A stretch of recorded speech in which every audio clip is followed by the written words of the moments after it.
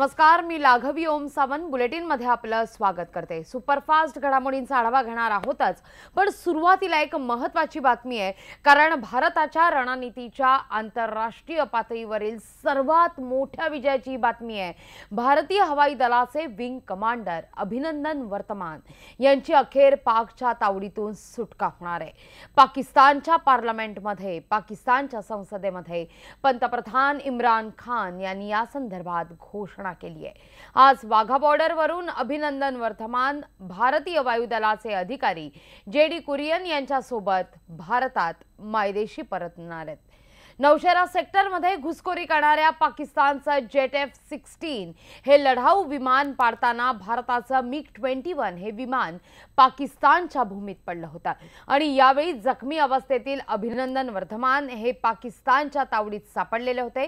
मात्र भारत आणि आंतरराष्ट्रीय समुदायाकडून आलेल्या दबावानंतर पाकिस्तानने अभिनंदन यांची सुटका करण्याचा निर्णय घेतलेला आहे। आज अभिनंदन यांची सुटका होणार असल्याने संपूर्ण देशात एक जल्लोषाचं वातावरण आहे।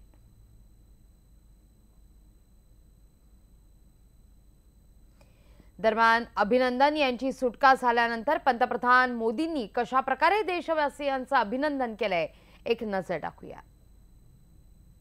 और आप में एक पहले पायलट प्रोजेक्ट करने की परंपरा होती है और पायलट प्रोजेक्ट होने के बाद स्केलेबल किया जाता है। तो अभी एक पायलट प्रोजेक्ट हो गया।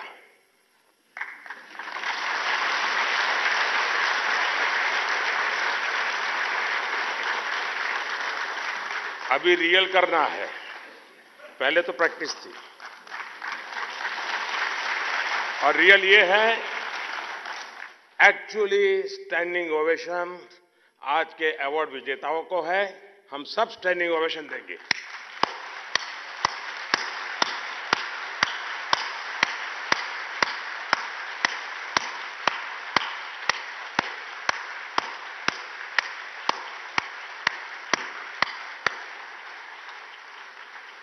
तो पहले वाला प्रैक्टिस था, ये रियल था। कोण आहे विंग कमांडर अभिनंदन, एक नजर टाकूया ग्राफिक्सच्या माध्यमातून। 19 जून 2004 मध्ये भारतीय वायुसेनेत ते दाखल झाले। MiG-21 बिसॉन लढाऊ विमानाचे ते वैमानिक आहेत। अभिनंदन यांचे वडील एस वर्धमान निवृत्त लष्करी अधिकारी आहेत। एस वर्धमान यांनी एअर मार्शल पद सुद्धा भूषवलंय।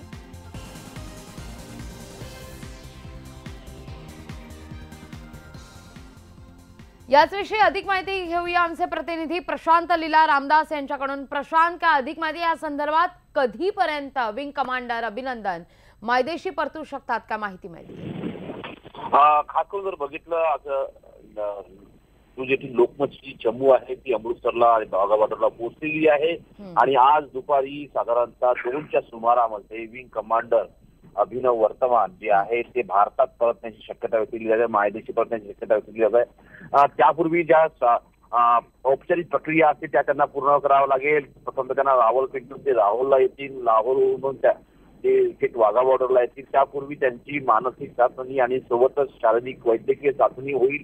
त्यानंतर त्यांना भारतीय अधिकाऱ्यांकडे हँडओव्हर करण्यात येईल एअरपोर्टच्या माध्यमातून आणि त्यानंतर जर बघितलं तर त्यानंतर पुन्हा एकदा वैद्यकीय चाचणी होण्याची शक्यता व्यक्त केली जात आहे आणि त्यानंतर ते वाघा बॉर्डरवरून थेट भारतामध्ये प्रवेश करतील अशी सध्याची चित्र आहे। पण महत्वाचं म्हणजे जर बघितलं विंग कमांडर अभिनव वर्तमान यांच्या स्वागतासाठी सर्व ती तयारी BSFने पूर्ण केलेली आहे आणि त्याच ज्या पद्धतीने आपण एखाद्या हिरोचं आगमन मायदेशी त्याच धर्तीवरती स्वागत होण्याची शक्यता व्यक्त केली जात आहे आणि दुपारी साधारणतः 2च्या नंतर अभिनव वर्तमान जे आहेत विंग कमांडर अभिनंदन वर्तमान ते मायदेशी येतील।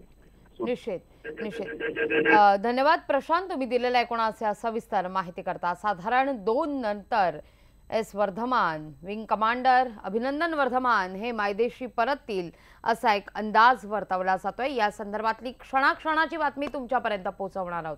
पण सगळ्यात महत्त्वाचं म्हणजे नाशिकमध्ये मांडवगणे यांच्या पार्थिवावर शासकीय इतमामात अंत्यसंस्कार होणार आहेत। जम्मू काश्मीरच्या बडगाम जिल्ह्यात विमान दुर्घटनेत शहीद झालेल्या स्क्वॉड्रन लीडर निनाद मांडवगणे यांच्या पार्थिवावर आज नाशिकमध्ये लष्करी इतमामात अंत्यसंस्कार केले जातील।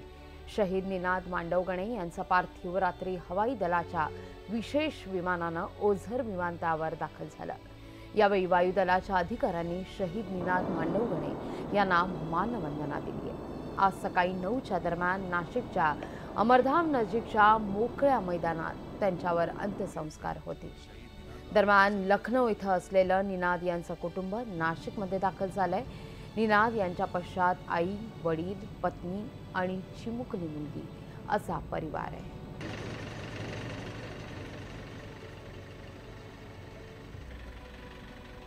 याचविषयी अधिक माहिती घेऊया आमचे प्रतिनिधी प्रशांत बाग यांच्याकडून। प्रशांत, काय अधिक माहिती या संदर्भात? नाशिकमध्ये शोककळा पसरली असेल, काय माहिती आहे? नक्कीच लागवी वडाळा भागामध्ये असलेल्या मांडवगणे कुटुंबियांच्या पूर्ण परिसरामध्ये मोठ्या प्रमाणावर गर्दी व्हायला सुरुवात झालेली आहे। रात्री उशिरा देवळालीच्या एअरफोर्स स्टेशनवरनं आलेले जवान अधिकारी सुद्धा या ठिकाणी आहेत, त्याचबरोबर सर्वसामान्य नागरिक आहे आणि ओझरच्या हवाई दळ विमानतळावर विशेष विमानानं 9:30 वाजता पार्थिवांचं दाखल झाल्यानंतर ओझरच्याच मिलिटरी हॉस्पिटलमध्ये आता त्यांना ठेवण्यात आलंय। आपण बघतोय की हीच आहे ती जागा, त्यांच्या घराच्या समोर जो महापालिकेचा पूर्ण एक मोकळं मैदान आहे आणि याच मोकळ्या मैदानाला याच ठिकाणी एक थोड्याच वेळात त्यांचं पार्थिव या ठिकाणी अंत्यदर्शनासाठी 1 तासभर या ठिकाणी राहणार आहे। महापालिकेनं एकाच दिवसात या पूर्ण जागेला स्वच्छ केलं। या ठिकाणी पोलीस प्रशासन, महापालिका अधिकारी, सर्वसामान्य नागरिक, वेगळ्या संघटना सगळेच एकत्र आले। माझ्या या डाव्या बाजूला ही जी आपल्याला बोर्ड दिसते, याच ठिकाणी आतमध्ये त्यांचं घर आहे आणि या ठिकाणी कुटुंबीय आहे, त्यांचे नातेवाईक आहे। त्याचा लहान भाऊ नीरव हा जर्मनीला असतो, तो सुद्धा दाखल झालेला आहे। आणखी सगळे कुटुंबीय या ठिकाणी त्यांच्या पार्थिवाची वाट बघताय। ओझरच्या हवाई विमानतळावरनं एक 15 ते 20 मिनिटांमध्ये या ठिकाणी निनाद यांचं पार्थिव दाखल होईल आणि 1 तासभर अंत्यदर्शन झाल्यानंतर अखेरची यात्रा, त्यांची अंत्ययात्रा सुरू होणार आहे आणि नाशिकच्या अमरधाममध्ये साधारणतः 9:30 ते 10च्या दरम्यान त्यांच्या पार्थिवावर शासकीय इतमामामध्ये अंत्यसंस्कार होतील। निश्चित प्रशांत, तुमच्याकडून या संदर्भात अधिक अपडेट घेत राहू। तुर्तास धन्यवाद तुम्ही दिलेल्या कोणाच्या सविस्तर माहिती करता। शहीद जवान निनाद मांडवगणे यांची आई आणि पत्नीनं काय प्रतिक्रिया दिली आहे पाहूया। कमर्शियल पायलट होण्याचा त्यांनी कधीच हे विचारच केला नाही। मला फक्त एअरफोर्समध्येच जायचं आहे आणि त्या एकाच जिद्दीने त्यांनी सगळं प्रयत्न केले। मोठा प्रसंग तर ओढवलेलाच आहे, पण मला अभिमान पण आहे की मी त्याची आई आहे, की त्याने मला आई होण्याचं भाग्य दिलं आणि वीरपुत्राची आई मी झालेली आहे। दुःख तर आहेच मला, कारण त्याच्यानंतर आता माझ्यावर जबाबदारी आहे, आमच्यावर माझ्या सुनेची आहे, नातीची आहे, ते आम्ही सर्व पार पाडूच, तो काही प्रश्न नाही आहे, पण तो आम्हाला सगळ्यांना अर्ध्यात सोडून गेला।